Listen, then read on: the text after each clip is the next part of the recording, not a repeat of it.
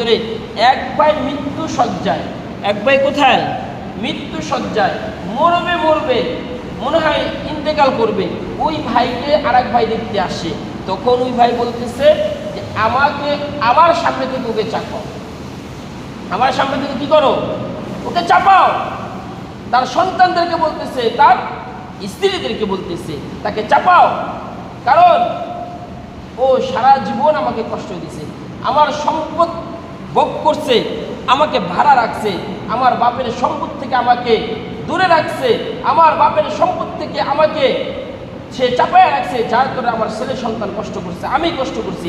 আজকে মৃত্যুর সময় আমি মারা যাবো, সে আসছে, এতটা কষ্ট পাইছে যে মৃত্যুর সময় আপন ভাইকে সে অস্বীকার করে, চাপাও তাকে। অথচ ইসলামী আইন অনুযায়ী, শরীয়ত আইন অনুযায়ী, রাসূলের কথা অনুযায়ী আল মুসলিমু আখুল মুসলিম, একজন মুসলমান আর একজন মুসলমানের ভাই।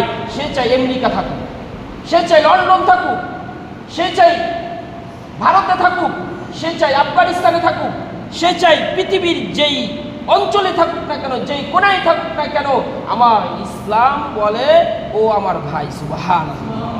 এই কারণে দেখবেন যখন ফিলিস্তিনের উপরে আক্রমণ হয়, আপনার আমার বুকে আগুন জ্বলে, ঠিক কিনা? যখন কাশ্মীরের উপরে আক্রমণ হয়, আপনার আমার বুকে আগুন জ্বলে, ঠিক কিনা বলেন?